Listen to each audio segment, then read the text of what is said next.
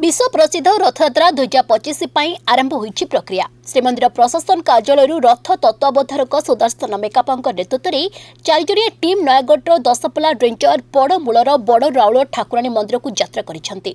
श्रीमंदिर माल महार्थ नड़िया पतनी सिंदूर दीप नैवेद्य एही टीम सोमवार यात्रा करिछि। एही टीम रे रथ निर्माण रथ अमीन लक्ष्मण महापात्र भोई सरदार रवि भोई रहिसेंति। मंगलवार बड़ राउल ठाकुराणी मंदिर में पूजार्चना करा परी ठाकुराणी अनुमति नहीं रथ काठ चिन्हट प्रक्रिया आरंभ हो।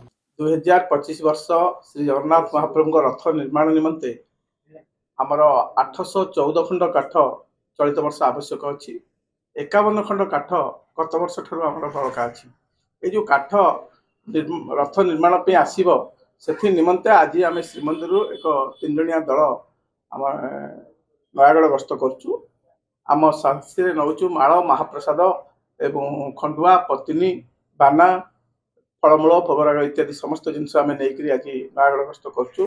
आज आम नयागढ़ अवस्थापित रहबू एवं आसंता काली 9 घंटिका समय आम जा माँ बड़राउल ठाकुराणी पाखे पहुँचू।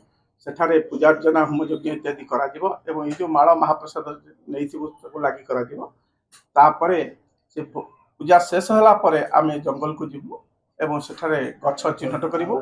प्रथम पर्यायर काठ चिर कटा आरंभ हो चिन्हट कर सारापर आम बर्तमान आसबू और पर्यायक्रमे रथ काठ आसी पुरी और खपरिया तले पहुँचू।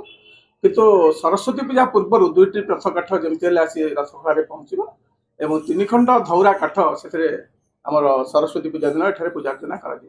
रथ निर्माण 865 काठर आवश्यकता रही। श्रीमंदिर प्रशासन पाखरे 51 खंड काठ बलका रही बेले मोट 814 खंड आसन धौरा एवं फासी काठ आवश्यकता रही वरिष्ठ तत्वावधारक।